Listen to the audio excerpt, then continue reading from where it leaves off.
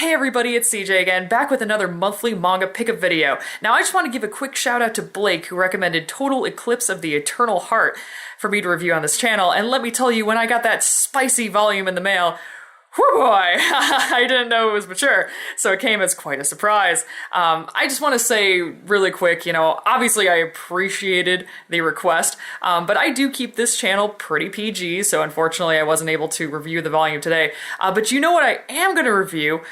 This wholesome thing right here, Finland Saga, a good series for young boys and girls. A wholesome time is had in this very, very accurate depiction of Vikings. You see, this is appropriate because it's accurate. Historically accurate.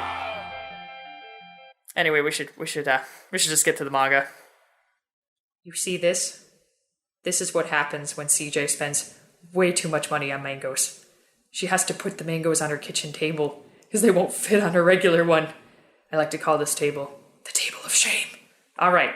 Let's go ahead and get started. First, with Blank Canvas, My So-Called Artist's Journey. This is another series by the author of Princess Jellyfish, as I mentioned in the past. And let me just say, because this is an autobiography, it especially stings, because every time this cute girl makes a mistake, you know it's a mistake she's made in real life. And I have definitely made similar mistakes in the past with my own mentors, and man, it just hits right to the heart. I can't wait for Volume 3. I'm so excited for Volume 3. This series is probably my favorite she's ever done, and that's, like, high praise considering I adore Princess Jellyfish. So, yeah, definitely recommend Blank Canvas. Next, we have Buddha, Volumes 1 and 2. Originally, I bought these for my classroom because I thought, my students, they study all sorts of religions. Might be cool for them to be able to read a comic about the Buddha. And some of you can already see where I'm going with this. So, as it turns out, oops. Big oops. There are a lot of boobs in these two books. Ton of them. And a lot of F-bombs, and woo boy. But again, I can see why people enjoy these volumes. It makes sense. Osamu Tezuka is a legend, the author of Astro Boy. It's awesome. But yeah, they're not going anywhere near my classroom.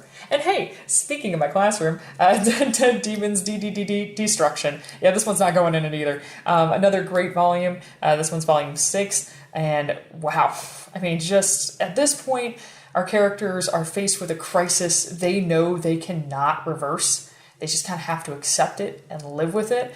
And man, Asano knows just how to write characters in some of their deepest, darkest moments, which is kind of funny because I'm saying that and you're like, but this girl looks so happy. And she is, but she's not too. Everybody's got darkness inside of them, I guess.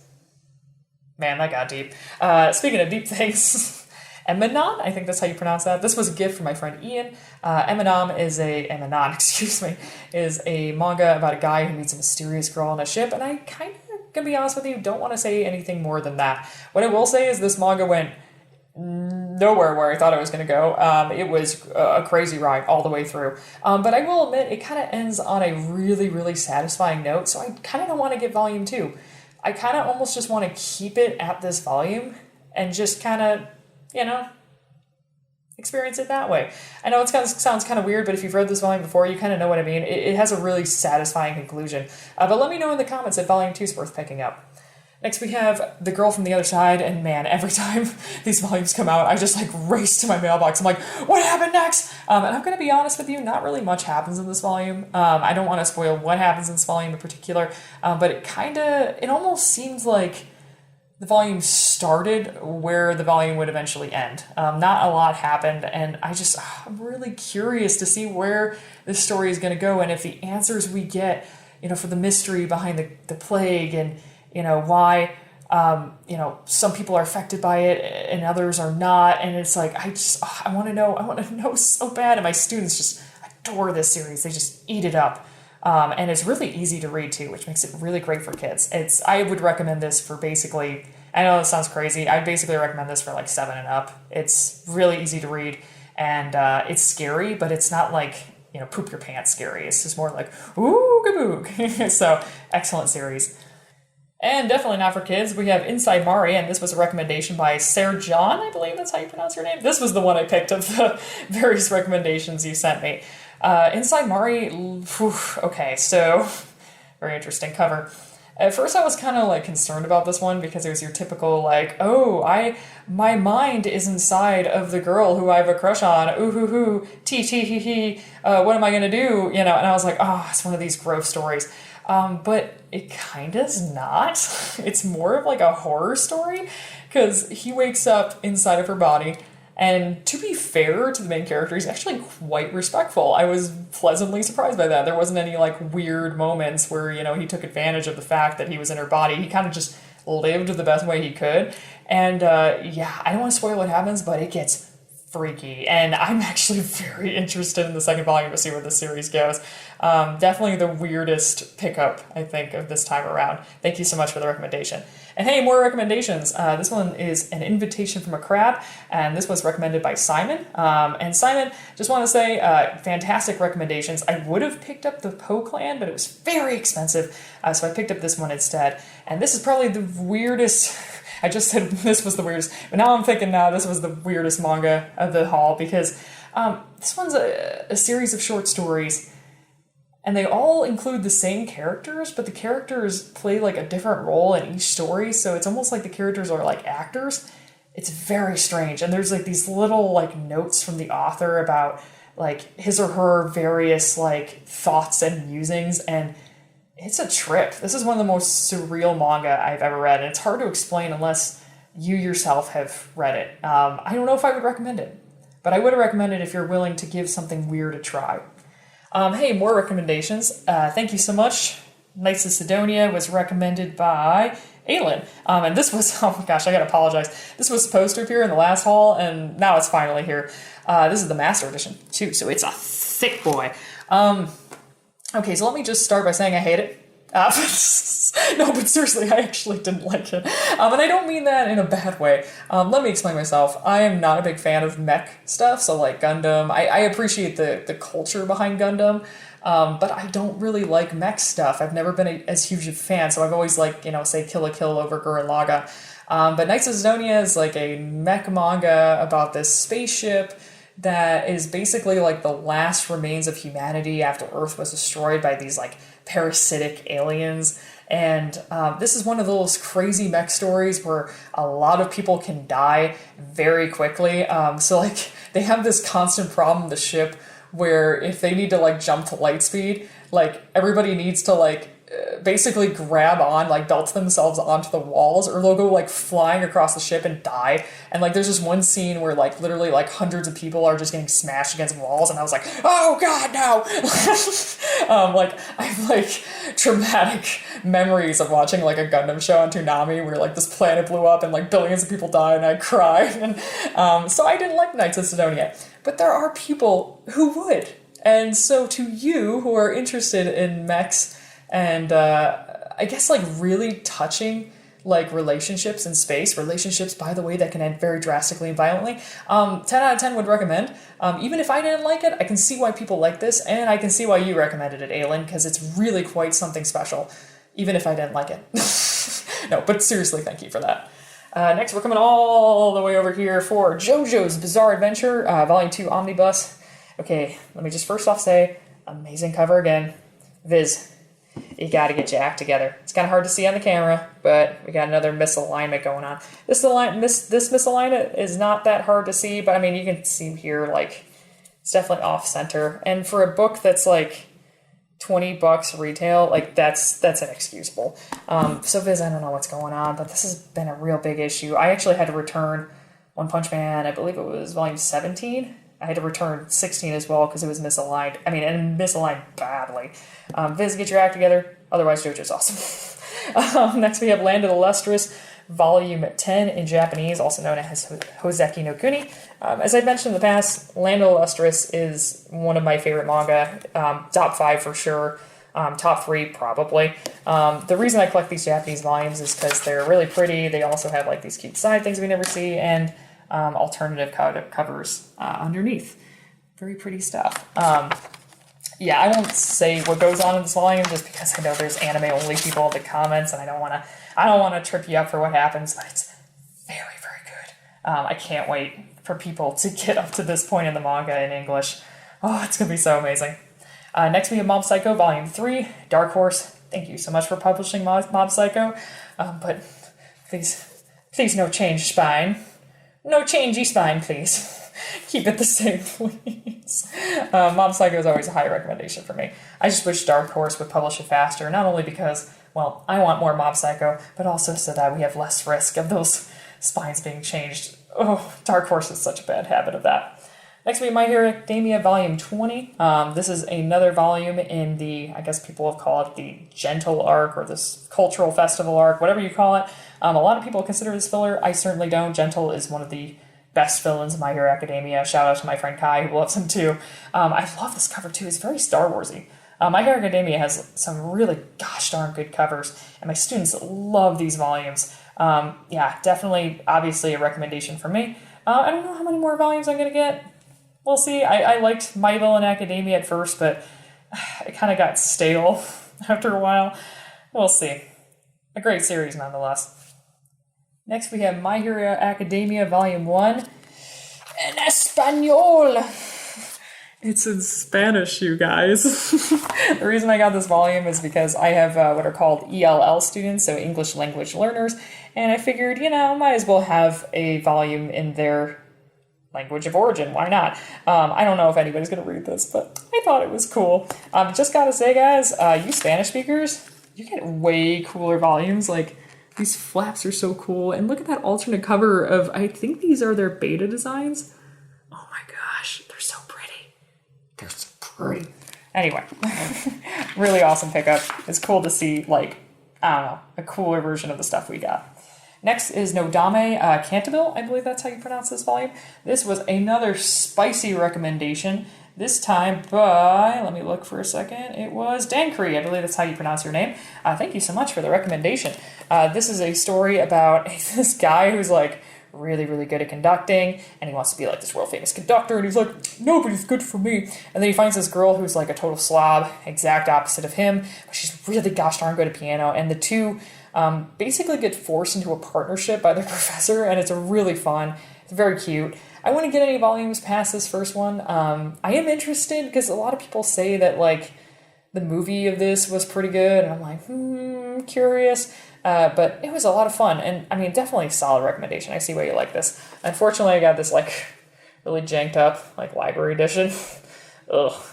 Buyer beware, guys. Of used volumes. It's a sad reality we live in. Next, we have One Piece, Volume 91, and Woo Boy, Robin. She got Mike Wazowski'd again. Happens to the best of us, Robin, but happens to you a heckin' lot. Wano, as I mentioned before, is amazing. The chapter we're currently on right now is probably the most hyped thing I've ever seen in my life. A lot of people argue that Wano is pretty slow and there's too many characters. I would agree with that. I think One Piece is getting a little bit bloated, but overall, I've been really, really enjoying Wano. Definitely not as hyped up as a lot of people said it was going to be. Guys, that's the problem. When you put too many expectations into an arc, people think it's like disappointing automatically. Just go in with zero expectations, enjoy yourself, gosh darn it. More Uso Hachi, please. I don't see any merch of him. Please, my beloved Uso Hachi, please. One Piece is awesome. You guys know that. I don't have to say anything more about that. Next we have Our Dreams at Dusk. So, mentioned last time, this is a fantastic portrayal of what it means to be a LGBT person. I've mentioned before that this is just a fantastic manga on its own, even without that representation. But Volume 2 is what took this series off my classroom shelf. Like, holy crap. I don't really know whether to be angry or disappointed or even just like, well, sucks to suck, but it's like there's a scene in the volume where a character gets mad at another one and he uses a gay slur about like 15 times over a 4-page like event, and no, I couldn't have that in my classroom. It was just too much. Would I still recommend this series? Absolutely, but I'm very disappointed because I just can't do it. It's just too much, and that was really, really sad. That was disappointing. Hopefully Volume 3 picks things back up again. Next we have The Promised Neverland. I had somebody in the comments complain last time that I spoiled something from this series, so I'm not going to say much. My apologies about that.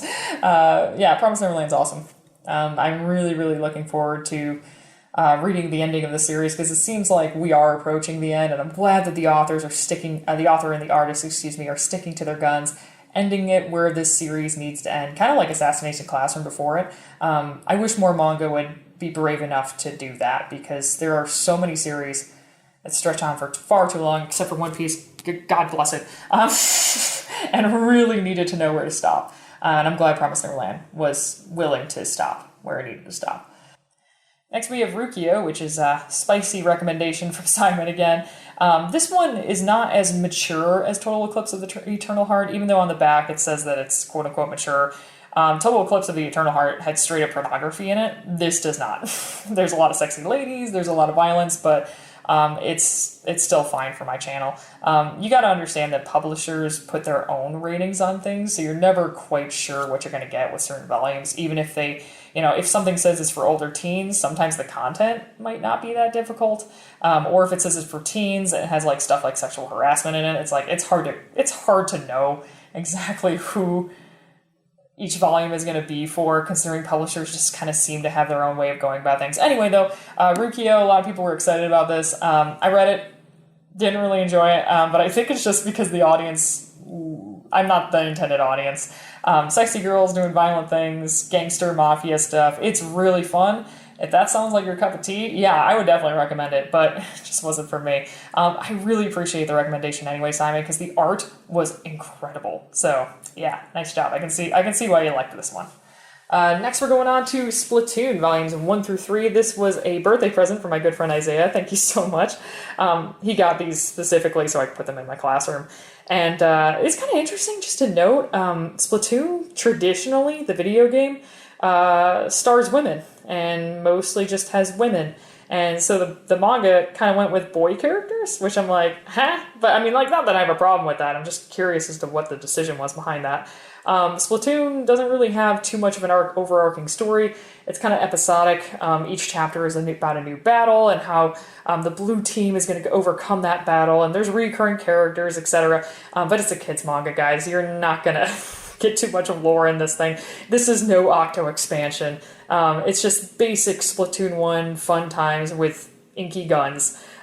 Great for kids, though. Love to have my classroom shelf, and thank you again, Isaiah.